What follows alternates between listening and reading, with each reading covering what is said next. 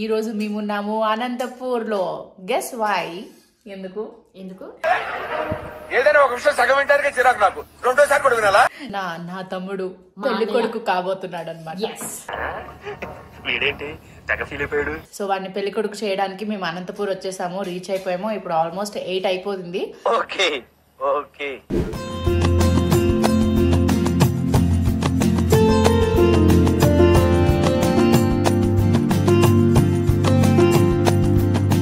Sleep అయిపోయిన తర్వాత morning లేచి ఇమీడియట్ గా నేను రెడీ అయిపోయాను. బట్ అమర్ ఇంకా లెగలేదంట. ఆంటీ నాకు ఫోన్ చేసి నువ్వు రామా వచ్చి లేపు అని అంటున్నారు. అండ్ వాడితో పాటు నిక్కి కూడా అలానే పడుకుని ఉన్నాడంట. చాలా కష్టపడిపోయిన ఫీలింగ్ అయిపోతుంది వాళ్ళందరికీ. సో ఇదన్నమాట ఈ రోజు నా అటైర్ ఎలా ఉంది. అండ్ నేను మీకు చెప్పాలి, ఈ శారీ కూడా నాకు అమర్ గిఫ్ట్ చేశాడు అనమాట. సో పెళ్లి కొడుకు చేసేటప్పుడు నువ్వు ఈ శారీ కట్టుకోవాలి అక్క అని, అందుకనే నేను ఇది వేర్ చేశాను. అండ్ ఇంకొకటి ఏంటి అని అంటే, వాడికి ఈరోజు మనము పారాణి పెట్టాలి, బొట్టు పెట్టాలి, బుగ్గన చుక్క పెట్టాలి, ఇవన్నీ చాలా చేయాలన్నమాట. నేనైతే చాలా ఎక్సైటింగ్ గా ఉన్నాను. ఫస్ట్ అయితే వాడిని కిందకి వెళ్ళి లేపేద్దాం. పెళ్లి కొడుకు ఇంకా పడుకునే ఉన్నాడు. 9 అయింది. అమర్ రే, రోజు నేను పెళ్లి కొడుకుని చేయడం లెగ్గు. వాడి పక్కన తోడుగా పెళ్లి కొడుకు తమ్ముడు. ఇంకెవరు? నిక్కి. వీడు లేగట్లేదు, ఇద్దరు లేగట్లేదు. చికితా, మరి మీ సార్కి రామగారికి పెళ్ళి అయిపోతుంది ఏంటి మరి పరిస్థితి? ప్లేట్లు పట్టుకొని టిఫిన్కి వెళ్తున్నాము. ఎవరైనా ప్లేట్లోనే చేస్తారు టిఫిన్. థ్యాంక్ యూ సూర్య. అమర్ పెళ్లిలో పొంగల్ చాలా బాగుంది. పెళ్లి కొడుకు ఫంక్షన్లో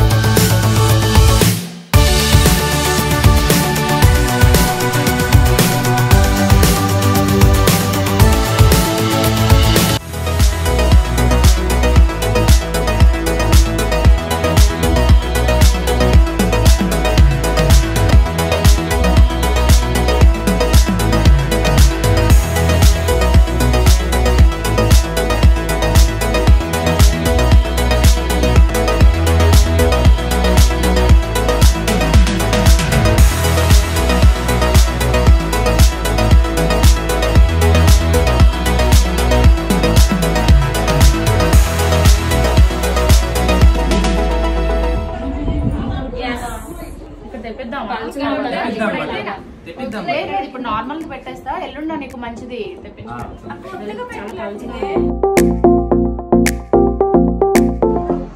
మనం చిన్నప్పుడు గుర్తుందా సార్ డాన్స్ కి వీళ్ళందరికీ పూసేవారు నేను తెలుసా.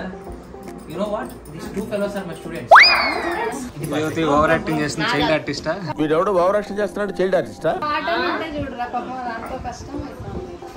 అన్నా నీ ఫేవరెట్ అక్క నానా? నిజంగా అట్లా అందరూ చెప్తారు మామూలుగా.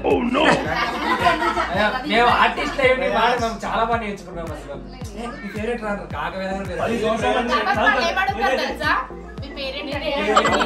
ఎక్కడో చూసినట్టుంది.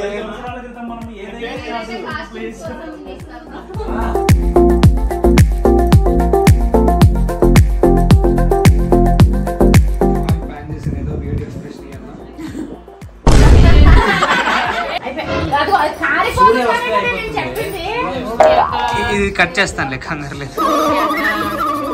ఈ కాలంలో నేను ఎంత నీట్ గా చేశాను. ఇది జెస్సీ చేసింది అనమాట.